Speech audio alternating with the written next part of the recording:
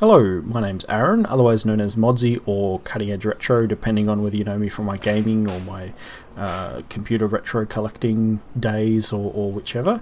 I'm just going to be going by Aaron on this channel, or Modsy, I guess. That's kind of my gamer tag that I've had for most of my gaming life.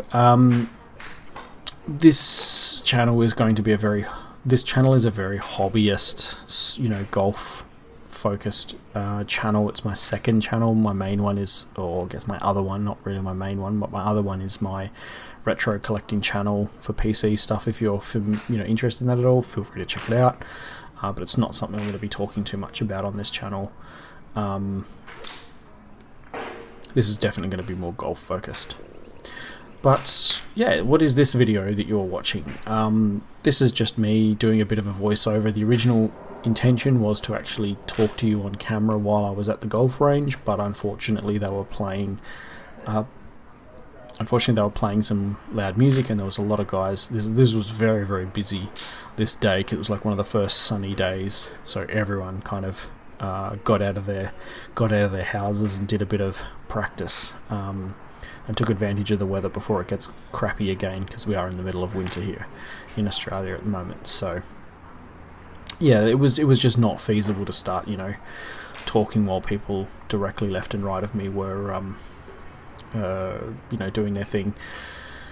Needless to say, that didn't stop others from doing that, which you'll probably hear in the video. But anyway, I mean, this is just a social, public golf range, so, I don't blame them for anything at all. I'm just one that likes to focus on my thing, and you might hear a few expletives every now and then, but anyway. So yeah, those of you who are new here and want to know my sort of golf background, golf was like my second sport that I played as a child.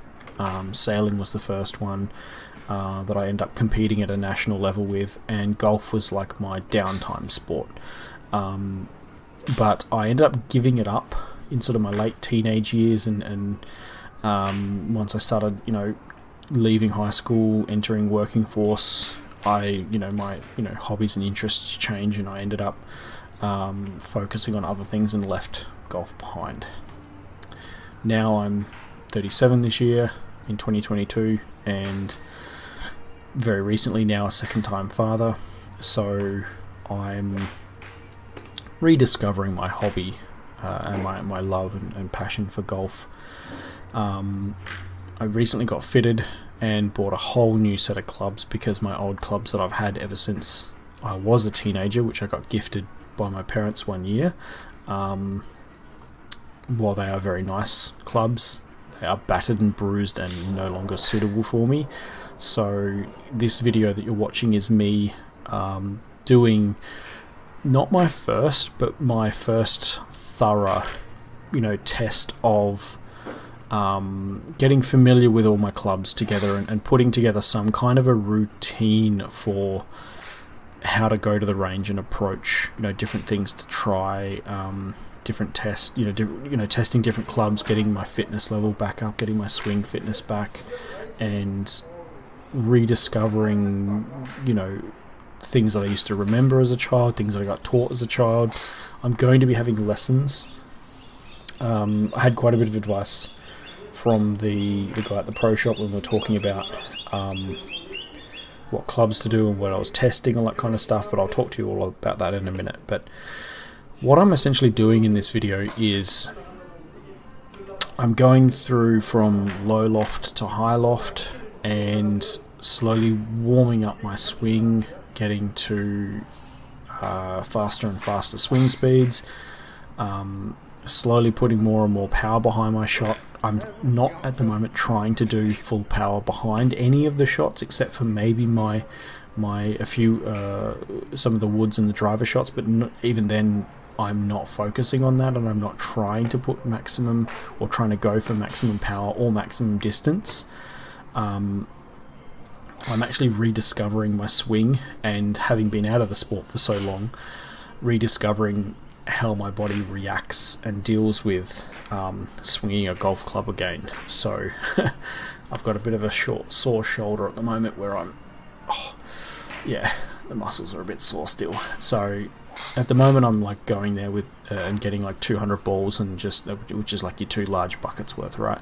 And I'm going through a routine of starting, from lob shots, going from like my 58 degree to then my approach wedge, then 9 iron, 7 iron, 5 iron, 5 wood, 3 wood driver. I don't carry a hybrid, and I'll explain to you why in a minute, why I'm not carrying a hybrid at the moment. I may pick one up, but that may be if I feel like I'm missing a distance in between my 5 iron and 5 wood, which I'll, some of you might think that there's a gaping hole there, but I'll explain to you why that's not quite the case for me. So at the moment, what's in my bag?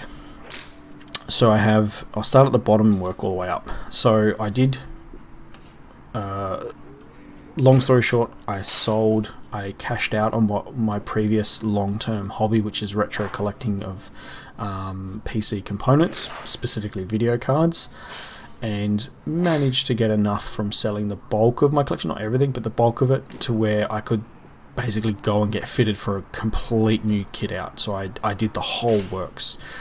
Buggy bag, balls, gloves, technology, so the rangefinder, a watch. I'm probably going to be picking up, if I can, the Garmin launch, because I'm actually looking at getting a home net and stuff set up here so I can practice here.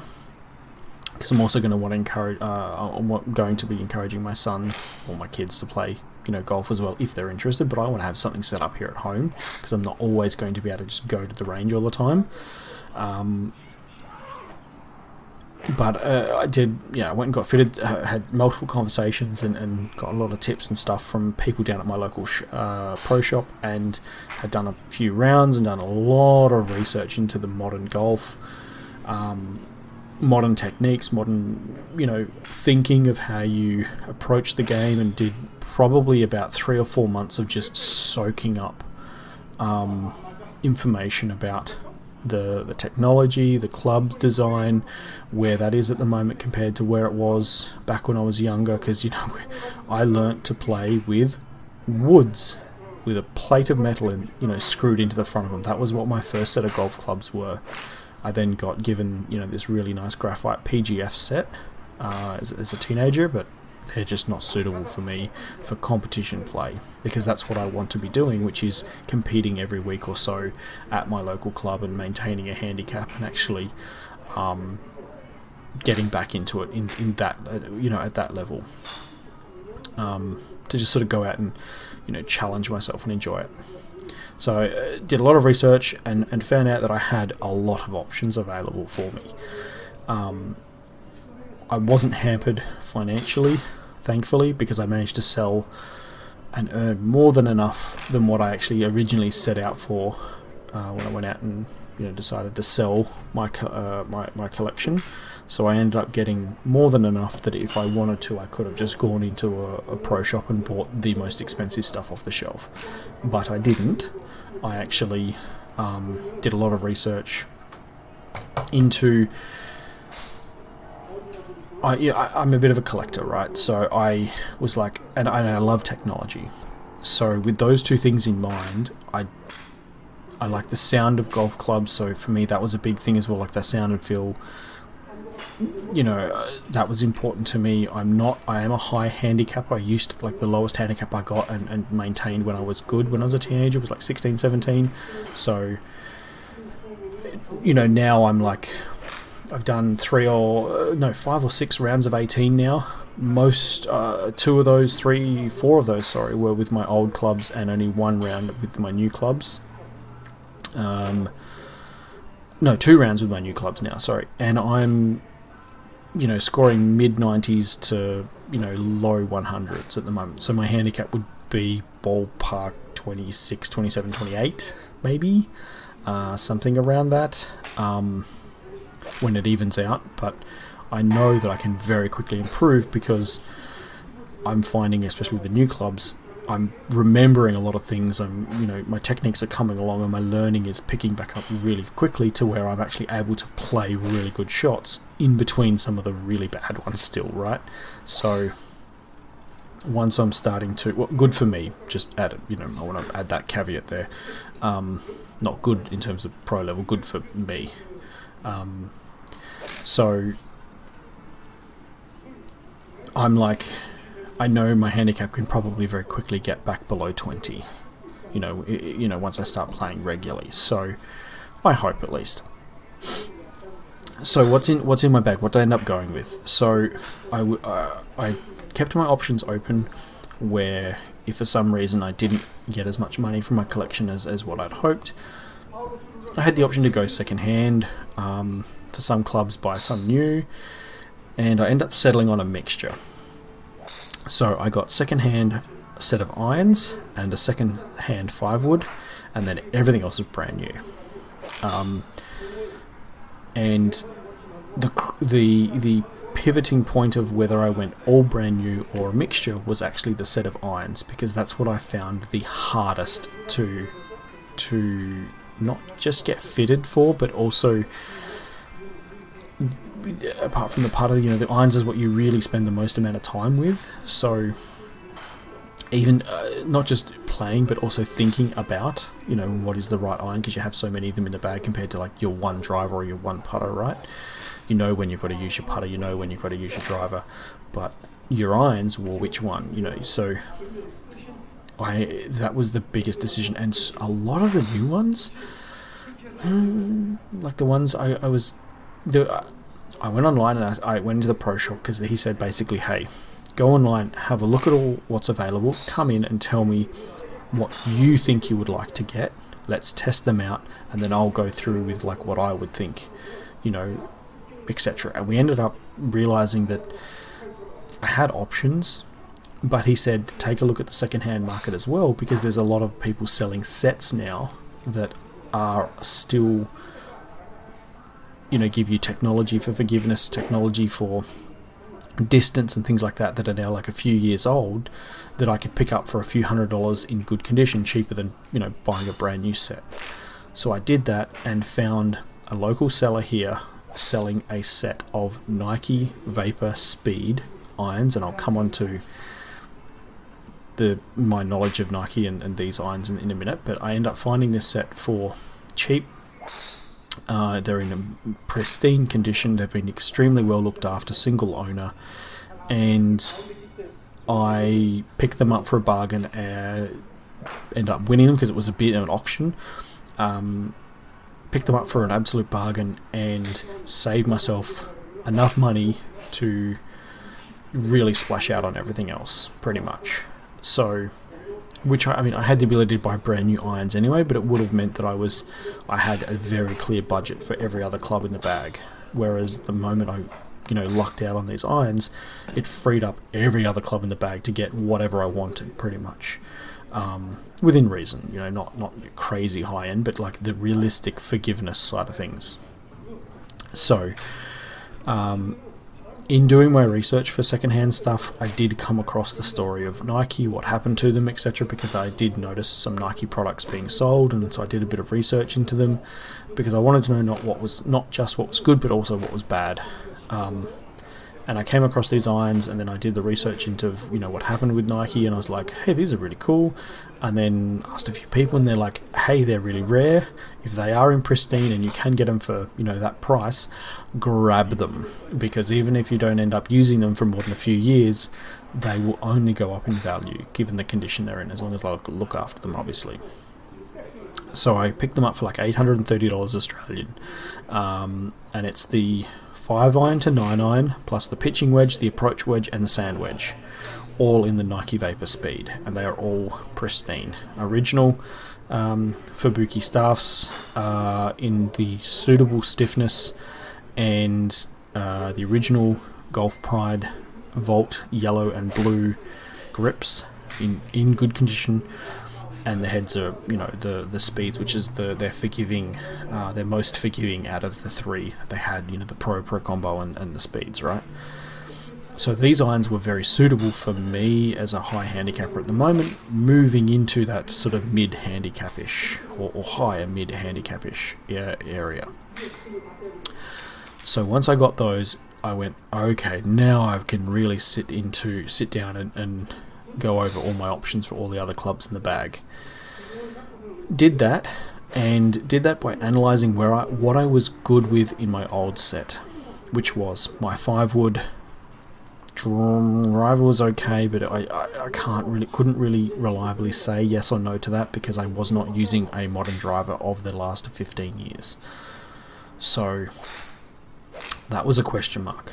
But I knew my putter had to go because that putter it had so many dings and dents in it on the face that I couldn't even hit a ball straight half the time because it would, hit a dent and fly off to the side. So definitely a new putter. And I did test a lot of putters, and in the end, I really had a freedom of choice of quite a lot, and I just couldn't make my mind up, and I couldn't tell the difference. So in the end, I went, that one looks really cool. I like that. It feels nice. I'll grab that, and I ended up going with the TaylorMade Spider GT in black, number 3. So the one with the little black hilt part at the bottom rather than the shaft that goes all the way down into the head. And it feels really nice. I've actually had it re-gripped with the thinner grip because I do prefer the original classic, 90s size gripped rather than the newer really, really thick grips. So I end up getting a nicer, really nice grip for that. Then end up going with the TaylorMade Stealth driver and 3-wood. I'll come to the 3-wood in a minute, or I'll come on to the 3 and the 5-wood in a minute, but the driver I did test quite a lot.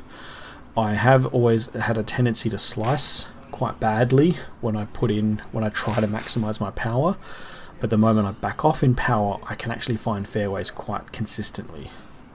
So I am working on my swing to where I can start to introduce more power with a more appropriate swing that will, stop me from slicing. Thankfully, I'm still at an age, I guess, where I can develop my swing and change it and still, have the ability to, build up more strength and power before I get too old and lose the ability to do that, I guess. So I didn't need to go like a draw bias driver. I did test a few of them, but as the guy said, once I get stuck, if this is a set that I'm going to be hanging on to for 10 years or something, if I don't think I'm going to be in a position to buy another set, or even want to buy another set in the next 10 years or so, because I'm going to be focused on the young kids and my kids and everything, then I need to find something that's going to not just do the now but also do my gameplay in 10 years kind of thing. So I figured if I was able to correct this slice and actually start putting more power behind my swing when it is slower, when it's straighter I should say, then getting a non-draw bias driver was going to be a bit more suitable for me.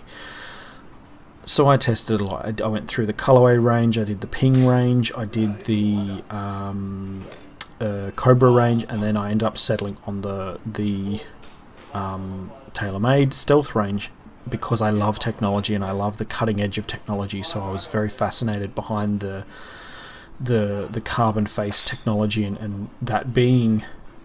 Now that, I'm a big Formula 1 fan, and I love the technology behind Formula 1, so for me that driver just makes sense, and it felt really good as well.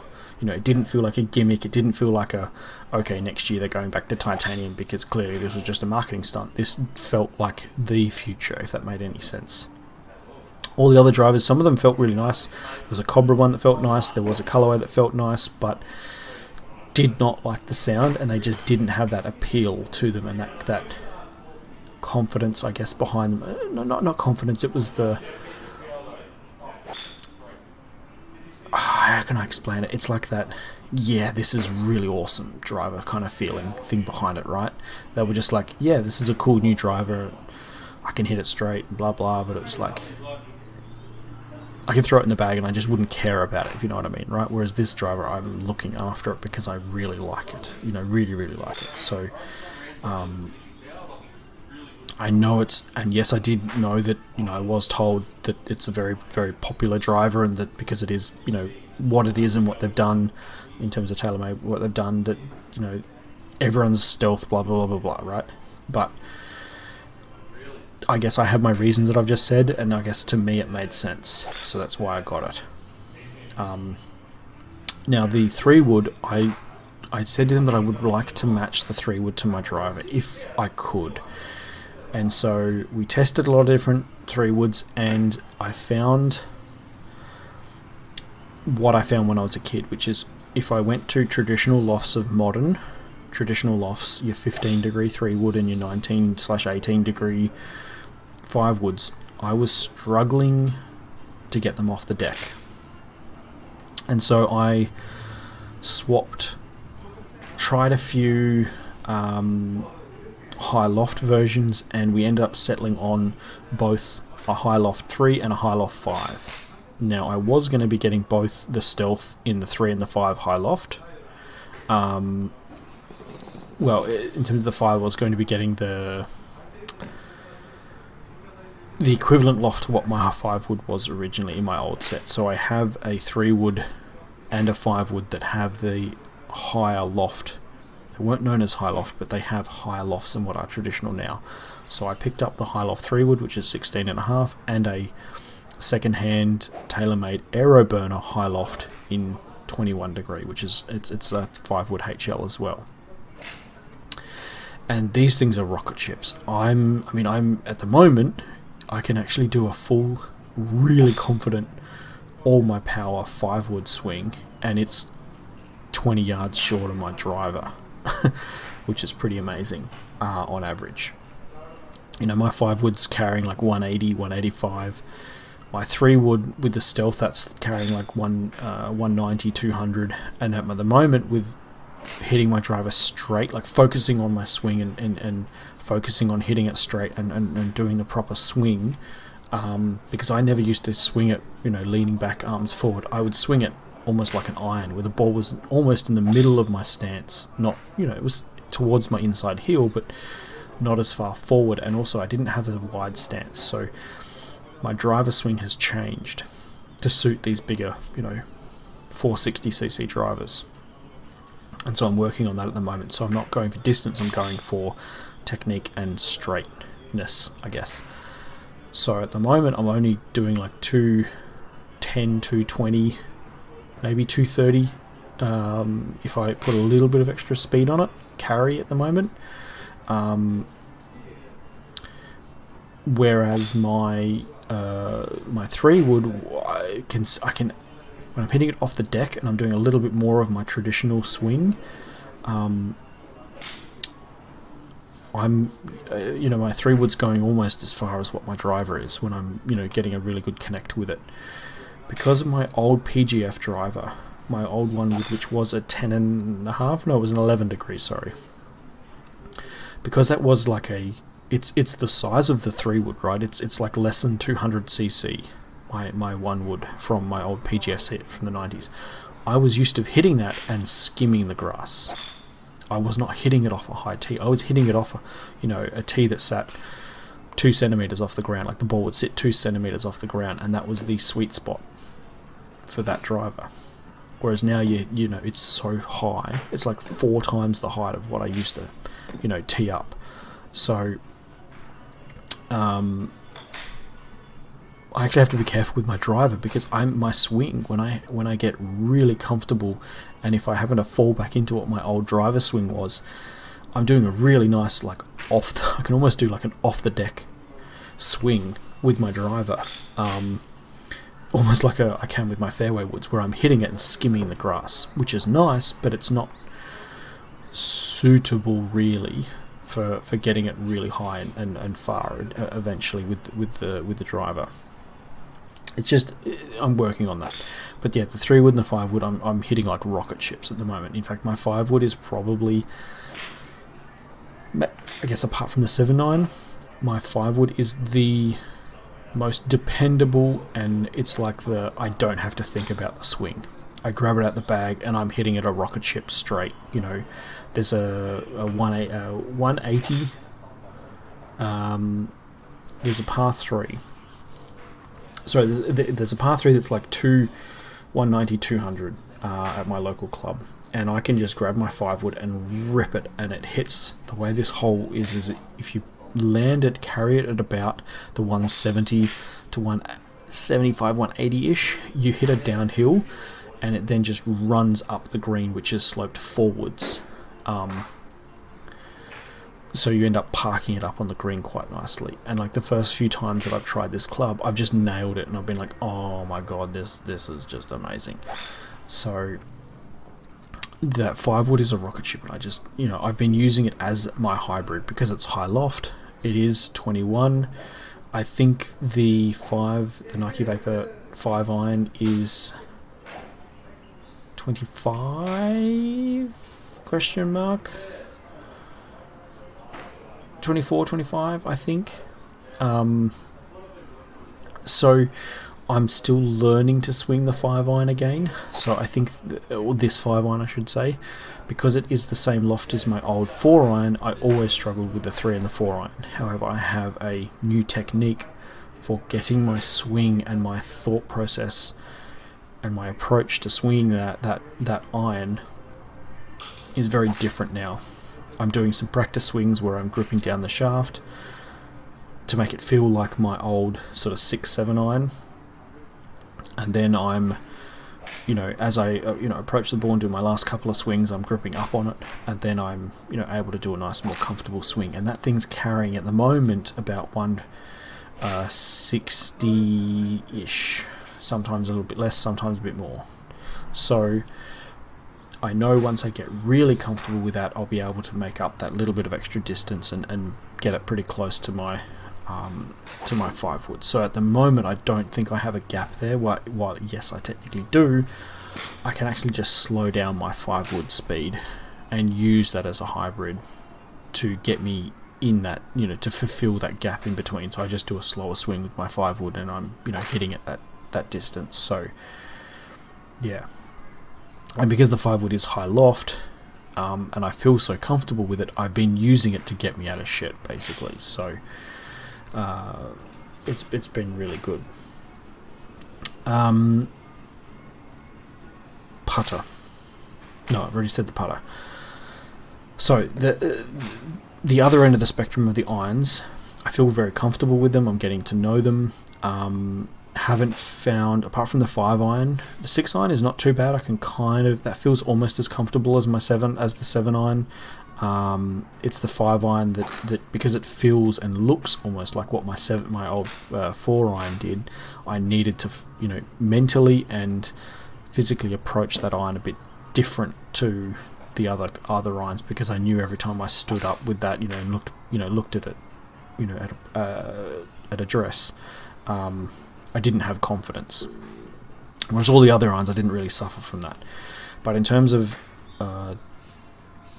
technique and shot, my old set finished at a 56-degree sand wedge, and I didn't have anything else below that. Sorry, 54. 54? Yeah, so the old sand wedge was 54, and then I didn't have a pitching wedge, I didn't have a lob wedge, a gap wedge, I had nothing else. I just had the sand wedge, and then I went straight to 9 iron, and there was a big gap there, all the way then up to 3 iron, was my old set. But now I have the pitching wedge, the approach wedge / gap wedge, I guess, depending on, some people call it approach, some people call it gap. I then have a sand wedge, and I then ended up getting a 58-degree wedge as well. Because I looked at the increments. I have the data sheet for the Nike Vapors, so the speeds. So I worked out, okay, what is the next, suitable loft. So I think the sand wedge is 54. So I went to 58 for the for a proper wedge. So I end up getting the colorway Jaws full toe in silver with a steel shaft, even though all my other irons are graphite. So this video has been a little bit rambly. Thanks for sticking with me if for some reason you have. I'm planning to do, because I have a background in filming a lot of kind of stuff, I want to go around and actually film some rounds that I do, and put together like a some course vlogs of just casually playing, and also maybe do some stuff when I'm playing competitively. Maybe, I don't know yet, we'll see how that goes yet, but definitely socially. I'm going to be doing some videos with that. I'm finding I've got a way to mount my camera and things like that to my bag and buggy, so I can film and chat and talk and things like that while I'm playing. Because I'm not always going to be able to play with other people on the days that I'm going to be able to have off and play, I figured I could record myself making decisions of why I picked certain clubs, and then use that so I can then go back to that as a reference mentally. I'm not a fan of sitting there pen and paper and writing everything down. I guess I'm not a pro, don't really need to do that, but I figured if I can just have a bit of fun and make a video out of it and record it, then I can kind of put that, even though I'm saying it verbally to record on video, it's kind of putting it in my own memory of what I've done in my head for what club selection and things like that. I guess the outcome as well. I can see the outcome of when I made a certain shot with, when I try to do a certain thing. So, anyway, more videos to come in the future. I don't have a schedule. I don't have like a plan exactly. I know what I would like to do. I've got a bit of an idea of, I'm going to try the course log thing. I was originally planning on doing a voiceover as in talking while I was at the range.